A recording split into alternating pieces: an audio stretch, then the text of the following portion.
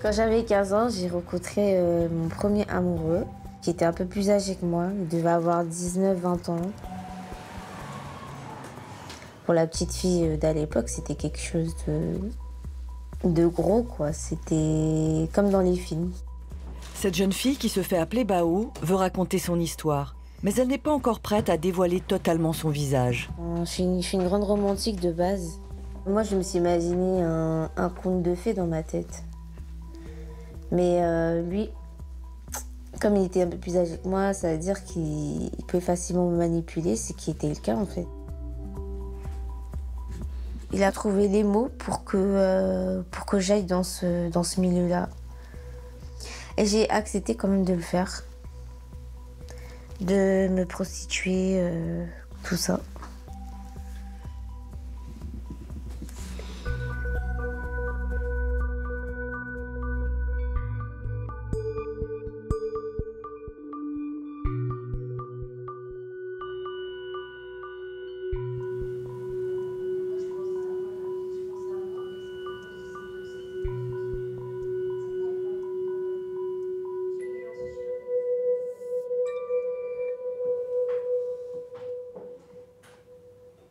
Quand j'étais petite, tu vois, je me suis fait violer et tout. Quand j'avais 4 ans, par un ami de la famille. Voilà, mon père, il me dit « Ah, t'es une menteuse, tu mens ». Et je pense que, en fait, le fait de ne pas être crue, j'ai appris à me taire, en fait. Bao grandit avec cette blessure et se ferme sur elle-même. Mais sa vie bascule quand elle rencontre son premier amoureux.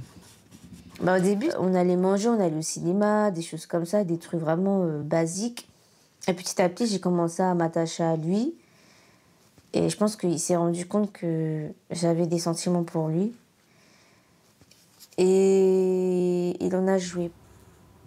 Un beau jour, il m'a demandé, oui, est-ce que tu m'avais proposé de masser des hommes toutes nues. Toi toute nue? Oui, moi toute nue. Moi toute nue, il m'a proposé de masser des hommes toutes nues en échange d'argent. J'ai dit non. En fait, il a trouvé des bons mots, des bonnes phrases. Comme moi, j'étais très, très, très amoureuse de lui. Et finalement accepté, du coup, de faire ce qu'il m'avait proposé. Le piège se referme sur Bao. Celui qui va devenir son proxénète lui fait croire qu'il est fou amoureux d'elle et profite de ses sentiments pour la vendre sur Internet. Il a mis en plus des photos intimes de moi dessus, quoi. Des photos que je lui ai envoyées à lui, pas pour qu'il les mette sur Internet. Je lui faisais confiance. Malheureusement, j'ai quand même arrêté les études parce que j'en pouvais plus. Entre me prostituer au point d'être fatiguée, au point de même dormir en cours, j'arrivais plus à suivre. J'arrivais plus du tout à suivre. Mes parents n'ont pas essayé de comprendre. Pour eux, j'ai commis l'irréparable.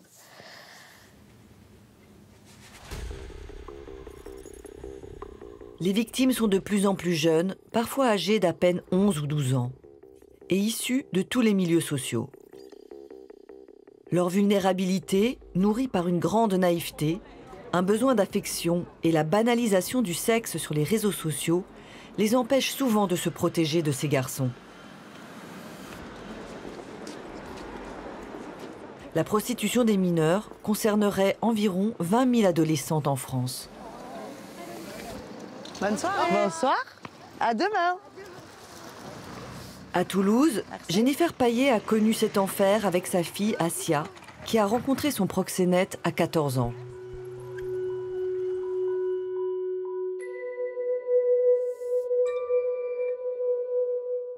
La vie de Jennifer n'a pas toujours été rose. Elle a grandi en foyer et a eu sa fille quand elle était elle-même adolescente. Aujourd'hui, Jennifer a 36 ans et enchaîne plusieurs emplois. Eh ben, c'est mon 3e boulot depuis ce matin. À 6 h du matin, en premier, je suis en poste sur du ménage dans les écoles. C'est un agent technique, territorial. J'ai un petit coupé et là, je enchaîne sur un poste en cantine municipale et le point école. À demain. Jennifer n'a pas tout de suite compris ce qui arrivait à Assia, car à l'époque, mère et fille ne vivaient plus ensemble. la petite avait été confiée à son père. Elle va rencontrer son premier petit copain en colonie et il est celui qui va prendre sa virginité. Donc à ce moment-là se crée une vraie relation. Elle était de Charente, lui il était de la région parisienne. Du coup va rapidement s'instaurer des temps de fugue de ma fille pour le rejoindre, puisqu'à ce moment-là je pense qu'elle est vraiment attachée à ce garçon. Et les fugues, eh ben, il faut les financer. Donc il va commencer à faire tapiner ma fille pour ça.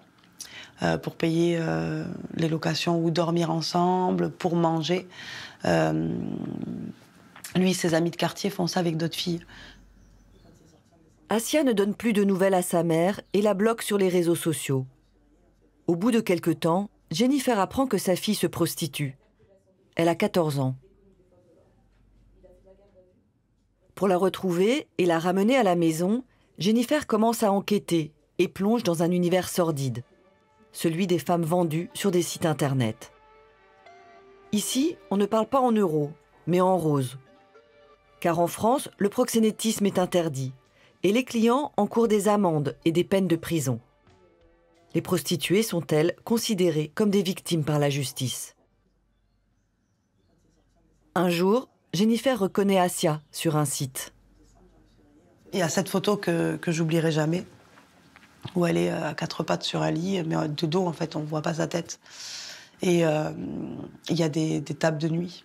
Et il y a une autre photo dans une salle de bain où il y a de la faïence. Et elle dit que la passe se passe à Montreux-Foltionne. Donc c'est un secteur en Île-de-France. Et donc à ce moment-là, je vais regarder toutes les locations qui existent à Montreux-Foltionne. Tant les appart-hôtels que les Airbnb. Et c'est là, en fait, qu'en regardant ces locations, je vais reconnaître la décoration de cet appartement, qui est donc un Airbnb. Et je réserve pour avoir les coordonnées du propriétaire, que je vais appeler, en fait, pour expliquer mon désarroi et ma situation, et qui me renseigne, bien vérifier que c'est mon enfant. Enfin, en fait, je suis perdue à ce moment-là, et j'ai pas les connaissances que j'ai aujourd'hui sur comment monter cette procédure, que faire, qui alerter. Enfin, en fait, moi, mes réflexes à ce moment-là, c'est d'appeler le 17, de me présenter en brigade et de contacter le propriétaire si c'est ma fille et qui me dit que c'est elle. Bien sûr, je viens la chercher. Personne ne répond à Jennifer. Elle se rend alors sur place. Mais en fait, elle va repartir. Je vais la retrouver, elle va repartir. Je vais pas la trouver, j'arrive trop tard, je la trouve, je la ramène, elle repart. C'est comme ça pendant 2 ans.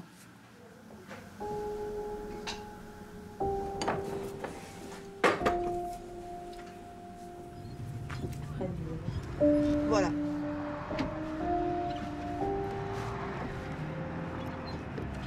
Cette voiture, quand je l'ai prise en 2020, elle avait 130 000 km. D'abord, j'ai fait des kilomètres pour ma fille. Je suis à 306 000 km. T'imagines, en 4 ans, j'ai passé des mois et des mois à arpenter la France et à faire des 48-72 heures sans sommeil. C'était dur.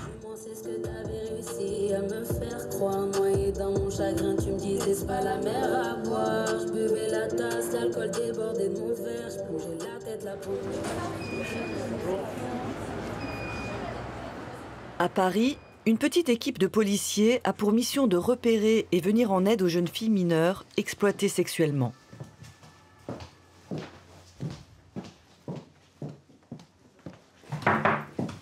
Bonjour Charlotte, vous allez bien? Ça va et vous? Oui, ça va, merci. Alors, on en est où sur le dossier aujourd'hui? On a fait une surveillance récemment Oui. dans un hôtel. Cette surveillance nous a permis d'identifier une jeune fille. Donc maintenant, à nous de faire d'autres recherches, savoir si elle est accompagnée, savoir si elle est seule, et puis voir un petit peu sur quoi ça va nous mener dans la procédure. Ok, alors montrez-moi l'annonce. Donc on voit qu'elle est assez jeune. Oui. On peut pas savoir si elle est majeure ou mineure, mais elle dit qu'elle a 21 ans. Ok, très bien. C'est la première de la liste. Ces sites flirtent avec la légalité. Il n'y a officiellement pas d'infraction, car il s'agit de lieux de rencontre entre adultes consentants où il n'est nullement question d'argent. Nous avons trouvé par exemple une annonce où la jeune femme qui propose des pratiques, des rencontres, évoque une rencontre dans un appartement climatisé, dans un cadre qui est tout à fait agréable. Elle dit qu'elle aime les rencontres avec des hommes galants, raffinés, respectueux, intelligents, avec de l'humour, qu'elle déteste la vulgarité. Donc clairement, on est quand même dans une annonce qui propose une rencontre avec des pratiques sexuelles, mais il n'est pas du tout question de prostitution dans le texte qui est proposé. Ici, tout n'est que plaisir, consentement et légèreté. Les clients notent les prostituées en toute impunité. Ils laissent des commentaires sur les jeunes filles au nez et à la barbe de la justice, tandis que les proxénètes font prospérer leur business sans crainte. La justice et la police sont souvent impuissantes. Ce que je peux vous dire, c'est que le nombre d'affaires traitées par les services de police et de gendarmerie a été multiplié par 10 en moins de 10 ans. La multiplication du traitement de ces affaires, elle est due d'une part au fait qu'il y a plus de mineurs en situation d'exploitation et donc, parce qu'on travaille plus dessus, on accorde aussi, c'est devenu une priorité, notamment quand les victimes sont mineures. S'il y a un message à faire passer aux parents, c'est que, évidemment, ces situations, elles sont particulièrement difficiles, mais il faut aller déposer plainte, il faut signaler les faits aux services de police et de gendarmerie, les plus proches de chez eux, ou n'importe où d'ailleurs sur le territoire français. Mais c'est vrai qu'il y a une difficulté pour les services d'enquête à suivre ces victimes sur l'ensemble du territoire. Donc il y a un vrai besoin de coordination entre les services d'enquête. En réalité, Lénaï Lebaille et son équipe s'occupent surtout des très grosses affaires. Les cas comme celui de Jennifer sont laissés aux enquêteurs de secteur. Malheureusement, ils ne sont pas assez nombreux et le système n'est pas centralisé. À l'époque de son enquête, Jennifer s'est heurtée à tous ces manques de moyens. C'est l'inertie totale des systèmes, du coup, j'y crois plus en fait. Je me dis que c'est fini. Que personne fera son travail et que va falloir que je continue toute seule. Et puis, à un moment donné, un autre enquêteur d'Argenteuil va m'appeler. Il prend le temps de s'intéresser, il m'appelle, il me demande, il cherche, il gratte, il fait des investigations. Et en fait, il va faire son travail. Il va tellement bien faire son travail que la procédure va voir le jour. Franchement, heureusement qu'il arrive, en fait. C'est lui qui me redonne foi en la justice. En fait, avant lui, je croyais qu'il allait falloir faire justice soi-même. Grâce à cet enquêteur que nous n'avons pas eu l'autorisation de rencontrer, Jennifer a pu constituer un dossier contre le proxénète de sa fille et le faire condamner à 12 ans de prison. Tous les pays européens sont confrontés à la prostitution des mineurs. Mais chaque pays a sa propre législation et ses méthodes. En Belgique, contrairement à la France, un service fait le lien entre les différentes institutions, les parents ou les éducateurs. Child Focus, bonjour. Il s'agit de la fondation Child Focus, incontournable en Belgique. Créée après l'affaire Dutroux, cet homme qui a séquestré, violé et laissé mourir des fillettes dans les années 90. Child Focus, bonjour. Oui. D'accord. Et elle est rentrée d'elle-même ou c'est la police qui l'a interceptée en cours de route? Vous savez si elle a sa carte d'identité sur elle? Ok, mais je comprends que vous vous sentez pas assez soutenu pour l'instant, donc on va voir qu'est-ce qu'on peut faire de ça.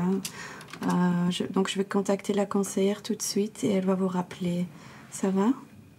Oui, donc il est évident que ce sac Chanel, c'est pas avec l'argent de poche qu'elle reçoit au centre qu'elle a pu se l'offrir. Ouais. En 2024, Child Focus a reçu 21 000 appels et a suivi près de 500 dossiers pour exploitation sexuelle des mineurs.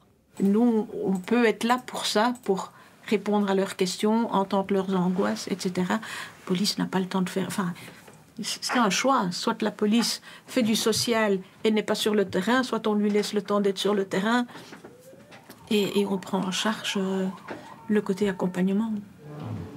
En plus de la hotline ouverte 7 jours sur 7, 24 heures sur 24, Child Focus organise régulièrement des formations. Bienvenue, vous pouvez entrer. Aux manettes aujourd'hui, Tessa Lantenoy, chargée de la prévention, et du développement.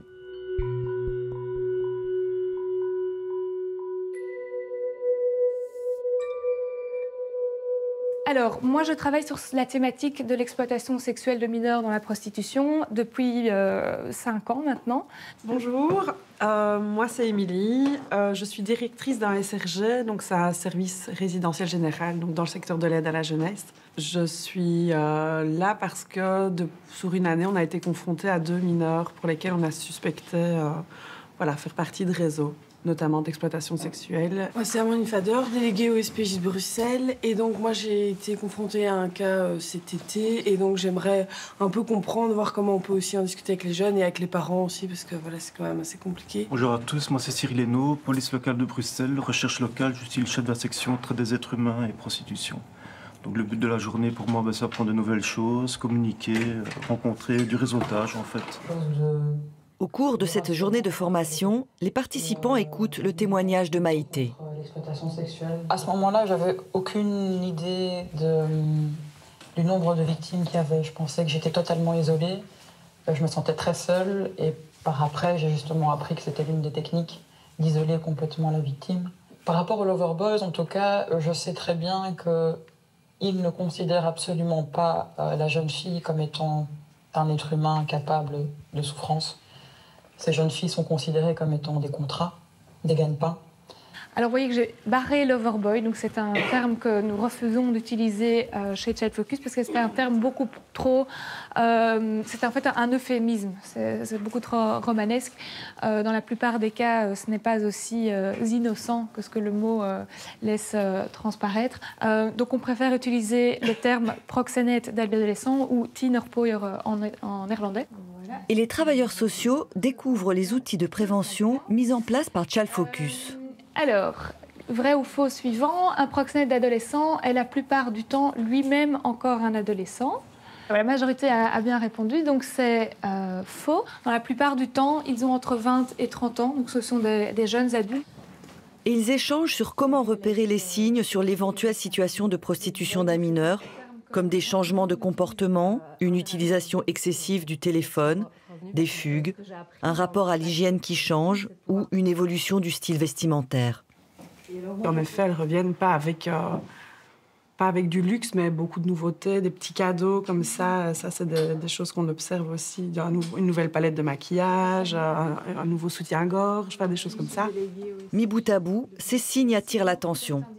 Mais le plus dur pour ces travailleurs sociaux est de trouver les mots justes. Ça a été évoqué clairement. Hein. Nous, on a pu mettre les mots en disant...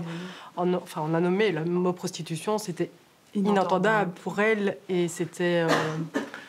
elles étaient offensées et blessées vraiment dans leur chair, qu'on puisse imaginer penser ça d'elles et dans un déni total. Quoi. En fait, pour elles, la prostitution, c'est quelqu'un qui fait le trottoir. C'est ça. Mais c'est comme ça que c'est représenté encore. Et donc, quand on nomme ces inquiétudes-là, on leur fait une baffe, quoi. Elles sont... tu me traites de pute, mais non, je te traite pas de pute. Mais je dis, mais en même temps, si tu fais une fellation pour pouvoir aller dormir chez quelqu'un, tu fais quelque chose sous la contrainte, t'es pas consentante, c'est de la survie. Et donc, c'est une forme d'exploitation sexuelle pour pouvoir te mettre en sécurité, entre guillemets, quoi.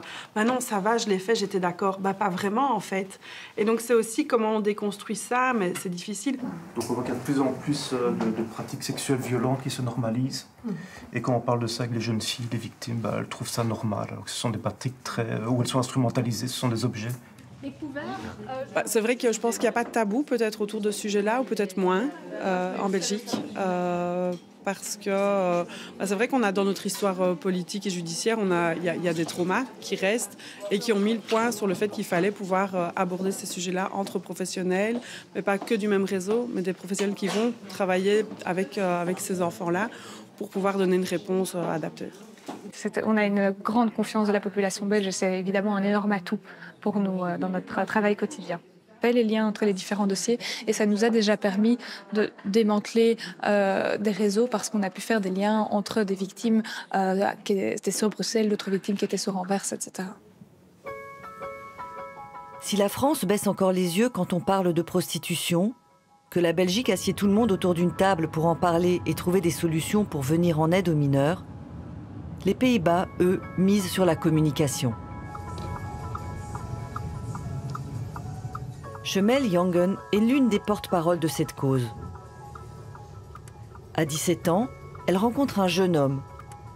En quelques jours, il réussit à la séquestrer chez elle dans son appartement et à faire venir des clients tous les jours.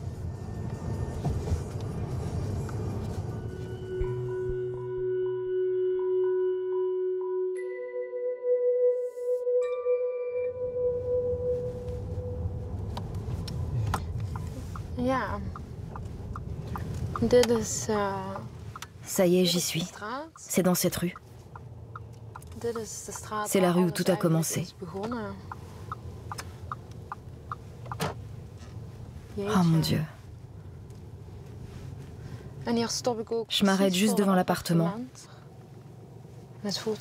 C'est tellement bizarre d'être là. Ça, c'était ma porte d'entrée. C'est par là que je rentrais chez moi. Il s'est passé beaucoup de choses ici. Il y a eu les moments où il m'éclatait la tête contre les murs. Ou alors il m'enlevait le matelas quand je n'obéissais pas à ses désirs. Oui, j'ai bien connu ça. J'étais devenue un objet, juste un objet. J'étais sa chose. J'étais obligée de le suivre partout. Je faisais tout ce qu'il voulait. Il n'avait qu'à demander et je m'exécutais. Par peur. Uniquement par peur, oui. Un jour, j'ai vu une émission à la télévision qui parlait d'actes sexuels forcés. Et j'ai été bouleversée. Il y avait une femme qui racontait son histoire. Je n'en revenais pas. C'était mon histoire. Je vivais exactement ce qu'elle avait vécu. J'ai ressenti une telle reconnaissance. Il fallait que moi aussi je fasse quelque chose. Ça ne pouvait plus continuer comme ça. Le jour où j'ai eu l'occasion de prendre la fuite, j'ai vraiment rassemblé tout mon courage pour partir et couper tout lien avec lui, pour lui échapper. J'étais sur la route et je savais qu'il y avait un commissariat de police. C'était le moment ou jamais. Il fallait simplement que je tourne à gauche pour aller parler à la police. Je me suis dit qu'il fallait que je dépose plainte. J'avais besoin d'aide à tout prix. Et c'est ce que j'ai fait. J'y suis allée en voiture et je me suis tenue devant le comptoir. Et je leur ai dit que j'avais besoin d'aide. Pas demain, pas la semaine prochaine, mais maintenant. Heureusement, des gens m'ont pris au sérieux. Et ils m'ont aidé tout de suite. La police et les services sociaux ont réagi très vite. Chemel a été mise à l'abri dans un lieu tenu secret pendant 2 ans, le temps qu'elle puisse se reconstruire et témoigner. Ça, c'est ma première interview.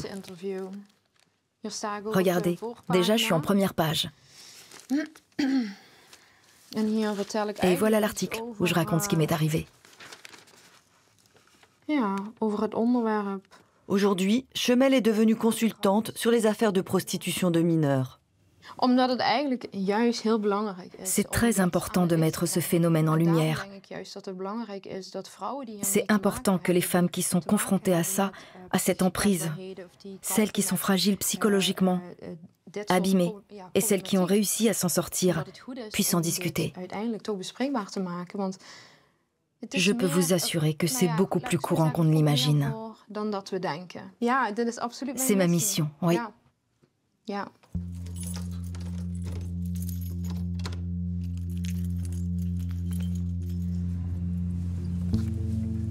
Une mission dont s'est emparée aussi Jennifer Payet à Toulouse. Face au désarroi des autres parents, elle a créé une association, Nos ados oubliés.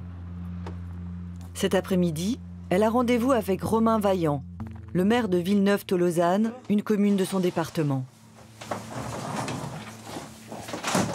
Là, vous avez monté cette association, à quel moment ? Je l'ai montée en 2020. J'ai monté cette association parce que moi-même, ma fille était victime de prostitution des mineurs. Elle avait 14 ans. À ce moment-là, je me suis retrouvée toute seule. J'avais vraiment l'impression d'être le cas à part. Je pense que c'est un sujet qui gêne. Pourquoi c'est un sujet qui gêne ?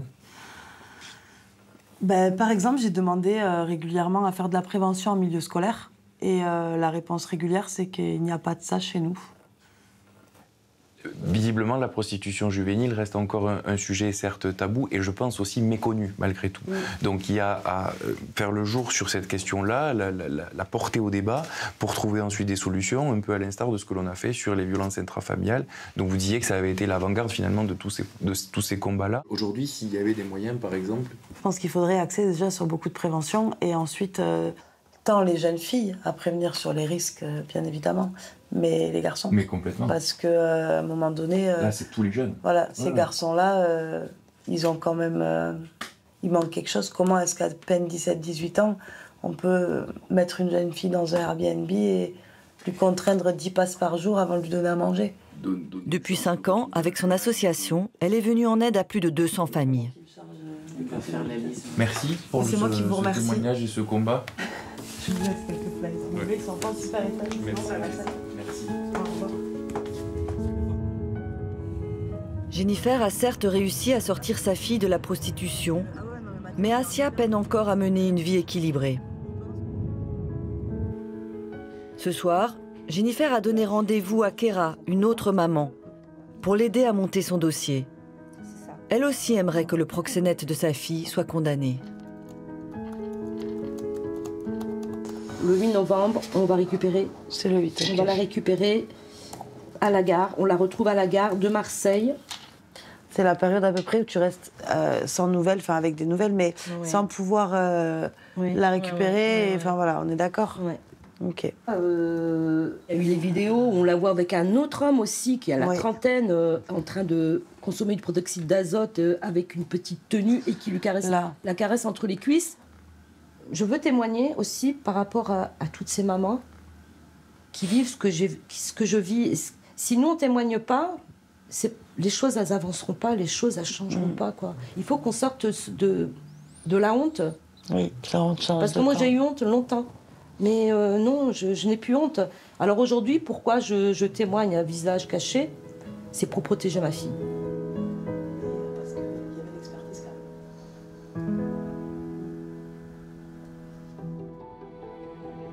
À Paris, Bao reprend peu à peu le contrôle de sa vie et suit des cours de boxe. Mais tourner la page après 5 ans de prostitution reste un combat difficile. Il fallait que je fasse des passes. C'est comme si j'étais un chiffon, un objet. J'ai prié pour que je fasse un malaise, que je meure ou quoi que ce soit. Au moment où tu tapes pas, t'es toujours protégée. Bao est diabétique. Elle avait cessé de se soigner depuis des mois. Aux yeux de ses clients et de son proxénète, elle ne valait plus rien. Un matin, elle est abandonnée, laissée pour morte sur un trottoir. Resté pratiquement 2 semaines et demie, j'étais en service de réanimation et tout. Ça prend du temps à se reconstruire de tout ça. Maintenant, je suis une jeune adulte, j'ai 24 ans. On se reconstruit petit à petit. J'ai envie de faire plein de choses. C'est vrai que c'est un sujet, on n'en parle pas beaucoup. Je ne connais pas énormément de personnes qui en parlent, même pour un livre. Et en fait, au début, c'était juste une interview pour un journal. Et après, le journaliste m'avait dit, écoute, là, j'ai une proposition un peu ouf et tout. Voilà, on m'a contacté pour que tu témoignes et que tu sortes un livre. Coucou. Salut Bao. Ça va? Oui. Regarde, ça y est, on a reçu les derniers exemplaires que tu vas pouvoir dédicacer. Je t'en prie, assis-toi. Je me suis dit qu'il fallait quand même... Comment je pourrais dire ça? Merci à toi, grâce à toi, je n'aurais jamais pu... Voilà, comme ça. Je pense que ça lui fera très plaisir. Oui. Peut-être une dédicace, il y a quelqu'un à qui tu veux... Je me suis dit, c'est vrai que ce serait bien d'en parler parce que je pense que les gens, ils ont des idées un peu reçues de ce qu'est la prostitution des mineurs. Non, c'est pas une vie, c'est pas un choix de vie glorieux, c'est pas... Beaucoup de gens pensent que c'est un choix des jeunes filles, que c'est la faute des jeunes filles, que c'est elles qui ont choisi ça. Alors que tout ça, c'est que de la manipulation, de la violence psychologique. C'est de l'esclavage sexuel. Pour moi, j'appelle ça des viols tarifés. C'est pas un travail.